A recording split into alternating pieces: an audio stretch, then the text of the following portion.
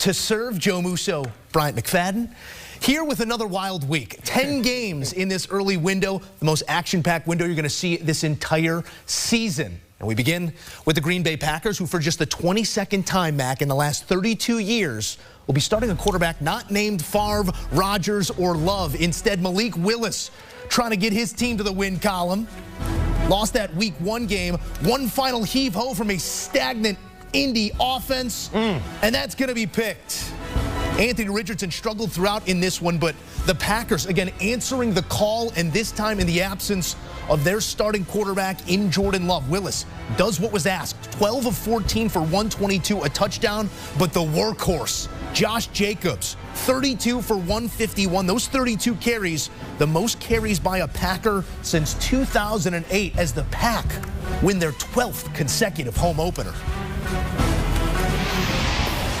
B-Mac, tell me what makes this Packers seem so good in these types of situations. When you don't have your guy out there, when your back's against the wall, it seems like the Packers are always in a football game, and here they get those few bounces, those few plays they needed to make it a win. Matt LaFleur is a really, really good coach. His ability to prepare and get the most out of his offense, get the most out of the quarterback, whoever that might be, has been well documented. And this was a do-or-die type situation for Green Bay because you don't want to start the season 0-2, being in a very, very competitive division, the black and blue division, the NFC North. So he understood how important this moment was. And we currently live in a world, Joe, where Malik Willis outplayed Anthony Richardson. Think about that. They did a great job in putting him in positions to be successful. Only 2 incompletions. That's winning football. It wasn't a large size, small sample size, 12 or 14, but he was smart with the football, no turnovers, and he threw a touchdown. They rode with Josh Jacobs.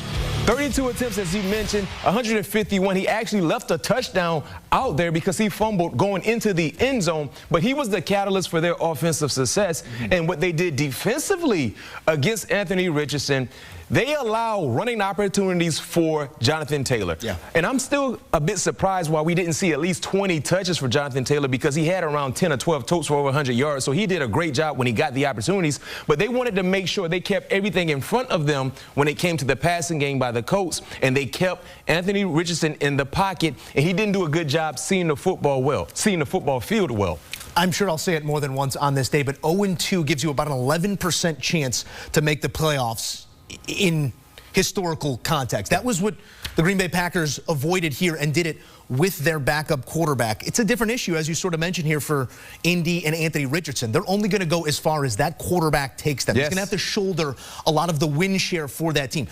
Do you see the early signs of an NFL quarterback, or is it sort of schoolyard nerf stuff? Because the physical gifts are, you just can't argue with them, but the implementation of the offense still doesn't seem to be there. I'm seeing learning pains, not growing pains, but learning pains with Anthony Richardson. You got to get that growth. You got to get that growth. And he's growing, but unfortunately, he's growing in pains.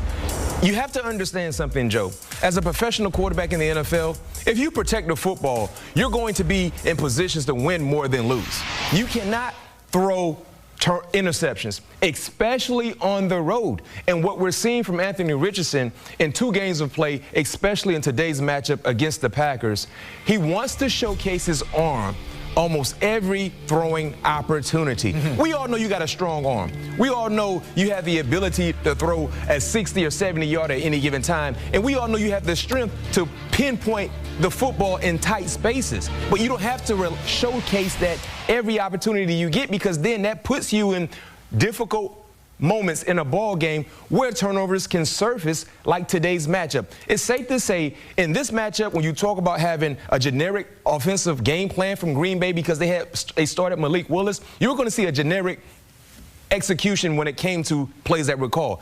The smarter team was going to win this ball game. The team that outrushed the other was going to win that ball game. Are you telling me right now that Green Bay let Indy lose this game? Basically, because of the turnovers. All Malik Willis did was take what the defense was giving him, rely on Josh Jacobs, buy time when given the ability to buy time with your athleticism, and just be smart. That's it. Simple game plan. And guess what he did? He executed from start to finish. So, yes, to your point, Indy lost this ball game because they were the sloppier team, and they didn't rely on the ground and pound attack. I said 12 attempts for 103 yards. That's Jonathan Taylor's numbers. Now, granted, they lost this ball game, but they were always in reach of this ball game, even with Green Bay getting off to a fast start. 10-0. Right? Especially when that fumble happened with Josh Jacobs, the opportunity to go up 17-0, you had an opportunity. Get JT going. Just imagine if Jonathan Taylor had an extra 10 totes in this ball game, what his numbers would have looked like. Josh Jacobs, that's what his numbers would have looked like. So the smarter team won this ball game, and the team that played the smartest football, clean football, won this ball game. They don't ask just how many. It's an 0-2 start here for Indy. Now 1-1 for Green Bay. I told you we had 10 games in this early window. 7 of them were one-score games inside 10 minutes, and we had another thrilling finish in Minnesota. Burrow and Mahomes. You know, guys, Patrick Mahomes has pretty much everybody's number across the league, except for one guy, and that's Joe Burrow. Joe Cool, 3-1 against Mahomes' lifetime. Logan, I actually want to ask you this. Media fans hyping up this 1v1 type thing. As a player and a former player here, do you guys ever go, man, I can't wait for Allen and Mahomes or Burrow and Mahomes or some of these quarterback matchups? Burrowhead,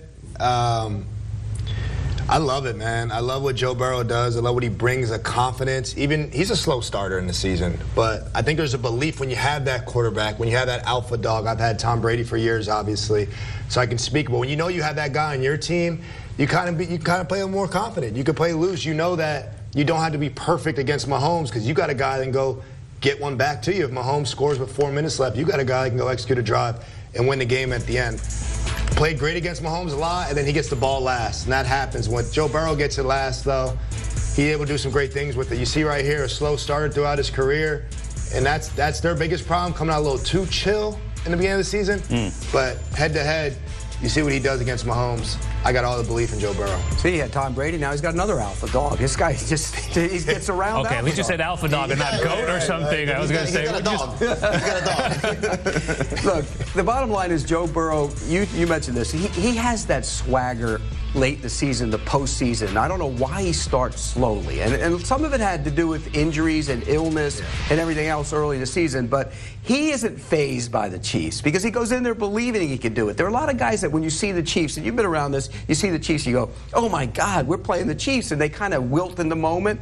He doesn't, and I think that's the biggest difference. He's not at all fazed by playing the Kansas City Chiefs. I hope they got slapped in the face last week and it woke him up, because it's 0-2 in that division is brutal. You know, the Ravens are going to bounce back. You know that. They went toe-to-toe with the Chiefs in Arrowhead. They're going to be fine. You know that the Steelers are going to kind of do what they do and kind of hang around. The Browns, I think, will figure some things out, but the Bengals, if they want to consider themselves a Super Bowl contender, and I think everybody here would consider them a Super Bowl contender, they can't fall to 0-2 and look as poorly as they did last week. So, like I said before, they got to figure some of this out. I think Jamar Chase was a little bit rust last week, you know, so that was part of his problem. Plus, let's give Christian Gonzalez, I know you like this, some credit for shadowing him, even moving in the slot.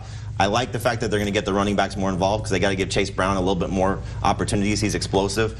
But if they can't go toe-to-toe, and the Chiefs just kind of do what they do. I think Isaiah Pacheco, this run defense can be bad without DJ Reader. If Isaiah Pacheco runs through them and Mahomes just does what he does, it could get ugly quickly for this Bengals team.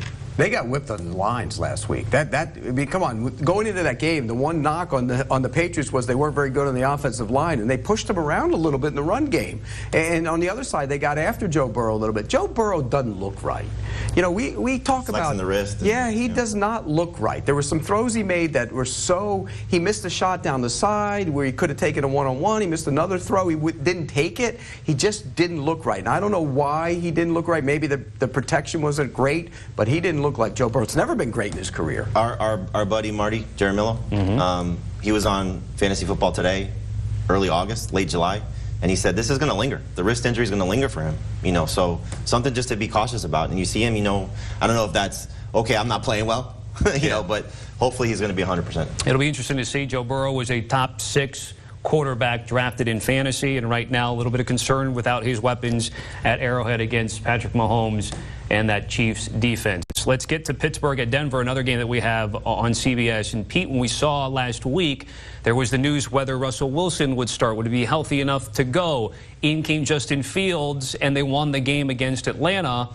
if there's another Justin Fields quality game, Mike Tomlin might have something to think about with his quarterback position. Well, I think you could scheme things up for Justin Fields. It's different. He ran for over 50 yards. You can't do that with Russell Wilson. And so I think that's the difference. They just want to go out and play good defense, move the football, run the ball, and be consistent and don't turn it over. And I think Justin Fields played a pretty solid game. It wasn't great, but it was a solid game. He did all of those things. He made a couple good throws. He made some throws down the field. I think if he